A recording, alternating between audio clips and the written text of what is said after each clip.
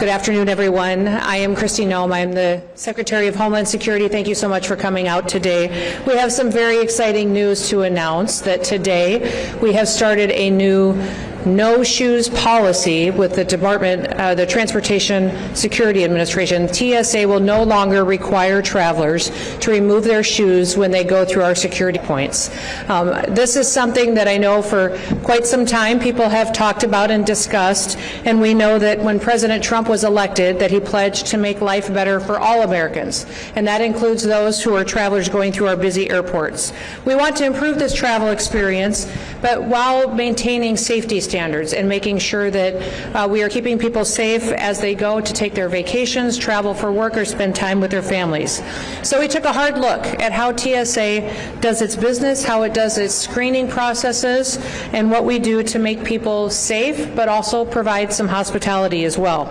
Now, this is especially important to streamline the process and look at efficiencies that we can build in as we build up for some big events that are going to be coming here in the next 12 months here in the United States of America. As you all know, right now we have the club championships going on. A lot of travelers and visitors are coming into the country, but next year we will also have the Olympics that will be in the United States of America. The World Cup matches will be happening, as well as many America 250 events. All of those will bring us record travelers to the United States. Many, many people will be on airlines traveling in and out of our airports, and it's important that we find ways to keep people safe, but also streamline and make the process much more enjoyable for every single person.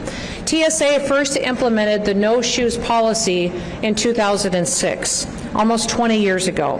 And in those 20 years, since that policy was put in place, our security technology has changed dramatically. It's evolved. TSA has changed.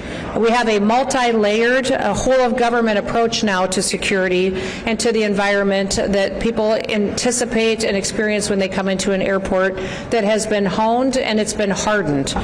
We are very confident that we can continue to provide hospitality to folks and for American travelers and for those visiting our country while maintaining the same standard of security for passengers and for our homeland. The key to our approach is layered security. Passengers will still pass through multiple layers of screening. They'll also go through identity verification, and in fact, TSA has recently experienced some fantastic success with implementing Real ID. As you know, Real ID was put into statute over 20 years ago, and we recently put that into place that it went seamlessly. In fact, right now we are experiencing over 94% compliance with passengers who come through our airports and screening processes with Real ID compliant identification. Now, as you know, most of those IDs, if they're driver's licenses, they'll have a star in the right-hand corner. They may use other federally recognized identifications such as passports or tribal IDs or military IDs, but many people thought that when Real ID was implemented that it would be difficult. It would, some in the mainstream media talked about it being Armageddon, that it wouldn't be able to happen, and it has happened seamlessly because of the hard work of those who work within TSA and because of our security officers who worked very hard to make sure that passengers were compliant, but to do it in a way that facilitated their traveler. So please, I'd encourage all Americans to still go out there if you don't have your Real ID yet. It does help us identify who you are and keep passengers safe, and we would encourage you to go so and to do that. Now, we're just getting started. We've implemented several transformational changes at TSA and our security checkpoints already just since the Trump administration has come into office. We have recently piloted different types of security lanes. We have family lane security checkpoints that are open at several airports that allow families to get screened separately from other people so that it can be very accommodating for them and their experience with children or small babies. We also have implemented around some of our air bases and facilities the ability to have a military lane that expedites the process for those who currently serve in our armed services, those who are stepping up to defend our freedoms, that they can have a security checkpoint specifically dedicated to them and in those areas where we see high traffic volumes of those who serve. With this no shoes policy, we anticipate that Americans and travelers and those coming into our country will be very excited that they will no longer have to remove their shoes.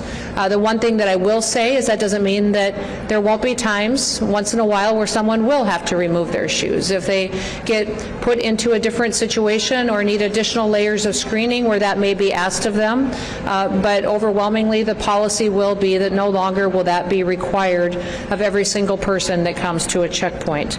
The golden age of America is here. We're so excited that we can make the experience for those individuals traveling throughout our airports in the United States much more hospitable, more efficient for them, more timely, and that they can get to their destinations and spend much more time with their loved ones and with their families and with those accomplishing great things for their future. So with that, I will open it up to any questions that any of you may have. Yes, ma'am.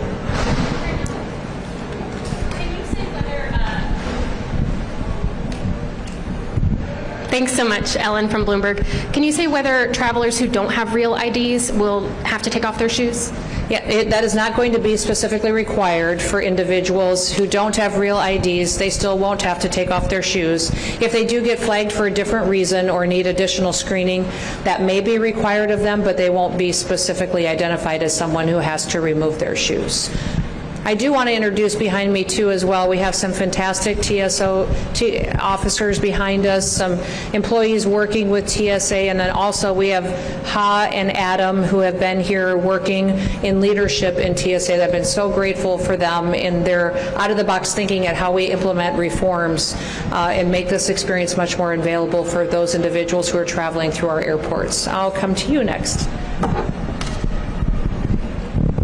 Good afternoon, Secretary Nicole Johnson from Reuters. Yes. Question, what recent changes to security equipment or threats data has offered you the assurance to make this change? We've gone back and looked at our security processes, looked at the efficacy of everything that we do, every screening process that we have to see what results it is giving us, what information it is giving us about travelers, and then our technologies, if it's giving us the information we need as far as the screening of individuals, whether it's magnetometers or whether it is processes where they're being identified by a TSO. So all of that has been evaluated to see what is affected, what should stay in place, and what should be removed to streamline the process. Yes. Hello, Roberto Macedonio for NTN 24. Ms. Secretary, I would like to ask you about President of Colombia, Gustavo Petro. He sent a letter to Donald Trump retracting his accusations about the U.S. government was doing a coup d'etat in Colombia. Do you have any opinion? That the president was doing what in Colombia? He was conspiring against the Colombian government to take them off of the power. This is what President Petro said about Marco Rubio. He sent a letter to Donald Trump retracting himself after these accusations. What do you think about that Petro did? Well, I won't speak to that today since we want to focus on the American security here at our airports today. But I know that President Trump is working very hard to build relationships with all countries in order to make sure that we are returning their citizens back home that may be in our country illegally committing crimes.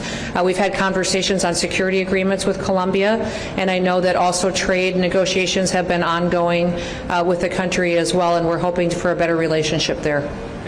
Yes. Hi, Madam Secretary. Luke Bauer with ABC News. Can you talk a little bit about what the next steps are, what the timeline looks like, when this will be implemented, and then why now? What is the reasoning for this policy to be put in place now? And then I have an off-topic question. Well, as soon as President Trump came into office, he encouraged all of us as cabinet secretaries to evaluate every agency and department, see what we can do to save taxpayers money, keep more money in their pockets, to give them more opportunities to enjoy their freedoms and liberties, to keep them safe. And certainly that is my job as Homeland Security Secretaries, to evaluate everything that we do and make sure that we're protecting American citizens here in our homeland.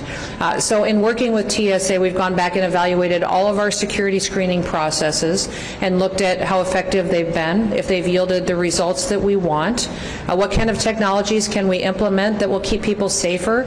I'm excited about the fact that we have the big, beautiful bill that has been signed and put into law. That'll give us resources that we can continue to invest in new technologies.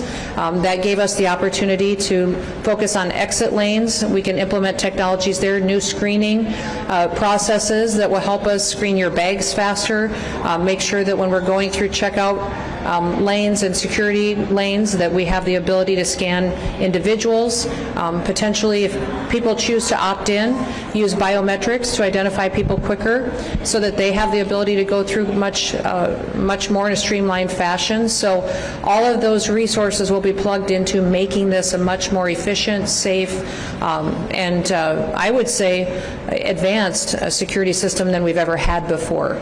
But that is, I think, the key to all of government under President Trump's administration, is that we evaluate everything that we do and make sure that it is something that is best serving the American people, and that's one of the reasons that you see this policy being implemented today. Yes. Hi, Sarah Ploss with CBS News. Yeah. A little bit of a two-part question for you. Sure. Is this an immediate nationwide rollout starting Yes. today? Yes. And then do you feel like immediately you have every airport nationwide has the capability to stop, a shoe bomb or whatever it might be right now from making it through security? We've gone back and evaluated this process and how we screen individuals and looked at the efficacy of it and making sure that everything that we do matters. And if it is something that is beneficial, that helps us in the screening process, we will continue to do it. So there will be individuals at times that will be asked to remove their shoes. If we think there's additional layers of screening that is necessary, that may still happen to an individual. But we are excited with the fact that we have the technology now, that we have the multi-layers of screening in place that we've built in over the recent several years that give us the ability to allow our travelers to keep their shoes on. Yes. Hi, I'm Pavan from Politico. The Supreme Court ruled this afternoon to allow President Trump to move forward with mass firings of federal workers. Will the TSA move forward with a reduction in force, and what could that look like and when? We'll continue to evaluate the decisions out of the Supreme Court, but as always, we comply with court requirements and federal court decisions. Yes. Hi, Alexander Scores, CNN. I'm wondering if this shoe removal policy was that some level of security theater? Why did we do it all these years? Everything that TSA does and requires of travelers has always been necessary, but they have advanced over the years. Since the no-shoes policy went into place in 2006, we have made advancements in how we screen individuals. As you've gone and traveled through airports, I'm sure you've recognized it as well. We've added new scanners, new technologies, more TSO officers in some areas. If the Real ID compliance allows us another layer of security, knowing who's going through our checkpoints and who isn't, you'll still see dogs being used to be able to check different bags and individuals as they go through. So all of those processes give us the ability to allow travelers now to keep their shoes on. Yes, follow up. And so, knowing that, does this new implementation lessen the value of pre-check? And will we see decreases in prices, maybe? I believe pre-check will still be something that many travelers will want to utilize, because when they have TSA pre-check, they won't have to take off their belt or their coat or remove things out of their bag such as laptops or compliant liquids. So TSA pre-check still adds a value to those travelers. What we're implementing here today for every single traveler is just that they get the chance to keep their shoes on, which I think they'll be thrilled about. Yes. Hi, this is Marta Garde from FNU Services. Mr. President said today that you are not going to need so much border funding because no migrants came into the border last month. How much do you think that you can save, and how are you planning to spend those savings? Yes, we are continuing to look at the dollars that were appropriated to the Department of Homeland Security through the Big Beautiful Bill. And the border wall still needs to be finished as far as infrastructure. And also, when the last border wall was built during the first Trump administration, the structure was completed, but the technology around it was not fully implemented. So we still need to deploy a lot of the surveillance, the cameras, and the ability to have the kind of security system in place around the wall to make sure that we truly have a secure border far into the future. So we'll evaluate that, and absolutely the President is encouraging everyone to not just look at the dollars that were appropriated, but how can we save as much as possible that doesn't need to be spent and be accountable to the taxpayers. Other questions? Yes. Each airport has different equipment with varying capabilities. How will you be sure that every airport in the U.S. has the necessary technology it needs? We've evaluated the equipment that every airport has and are fully confident at the no shoes policy that we still have the security needs in place at every single checkpoint. I think you'll be excited to hear, though, that we have the ability now to implement even more technologies. And we will be piloting several different security checkpoints across the nation at different airports that will allow individuals to come in through a security checkpoint and maybe not even have to interact with officers at all, walk through machines, keep their bag with them, not remove laptops. All of those are technologies that we're exploring right now that we could put into place. And I think over the next 6 to 9 months, you will see across the country pilot lanes and security checkpoints that will give us even more advancements and make this security process much more streamlined for the traveler. Yes. With the new technology you're talking about, is there any plan to take a look at the liquid rules or any other rules like that? I would say that every rule is being evaluated. All of you have traveled, and all of you know that sometimes the checkpoints can be cumbersome and unpredictable based on what the situation is there. And so with removing your technology, the liquids, your belts, your coats, your shoes, all of them are being evaluated and looked at, but it can only be accomplished if we have the adequate technology to make sure we're doing this safely and still keeping our systems hardened against those who would wish to perpetuate criminal activity against our airlines or those who would travel in our airways. So we'll continue to look at them, but no announcements made in those areas today. One more question. Yes, sir. Well, we'll do two because I saw both of you, so we'll do those two. Ethan Beck, Washington Post. Earlier today, a Border Patrol agent in Van Nuys, California, said that 3 individuals had been arrested for attempting to disable vehicles, that they'll face felony charges. Sorry, I can't hear you. You want to say that again? Yeah, a U.S. Border Patrol agent in Van Nuys, California, said that 3 individuals had been arrested for attempting to disable vehicles, and that they'll face felony charges. Can you confirm which agency actually arrested them and the charges filed? I can't confirm that for you, but I will follow up with you on that. Yes. And I do want to remind everybody that when it comes to security, I'm very grateful for all of our law enforcement officers, for our security officers here that work with TSA as well, for what they're doing to protect the American homeland. We live in times where individuals are choosing to attack law enforcement officers while they're doing their duties. In fact, we've seen a 700% increase in violence against some of our law enforcement officers in recent months. I'd encourage everybody in America to go out and to thank a law enforcement officer, someone who serves to keep our country safe. They do hard work. They spend hours a day. Many of the individuals behind me spend many hours dealing with tired individuals traveling who haven't been home for a while, living out of suitcases, and they're very patient and wonderful. If we have an opportunity to thank them for what they're doing, that would be a wonderful thing that we could do. And yes, did you have a question? Yes. Final question. Evan Kozlov from Spectrum News. Quick off topic about farmers. Sure. So many of them rely on unauthorized workers. Has there been any discussion about some sort of program to transition them towards H-2A so that these farmers aren't left without labor? No, some of the discussion when working on some of our labor force in the country, and especially in regards to farmers, under the Department of Homeland Security, I as a secretary have the authority to go forward and to administrate H-2A visas, and so we'll be working on those and making sure that we're helping to meet the needs of the labor force that farmers and ranchers need across this country. As you all know, food security is a national security issue.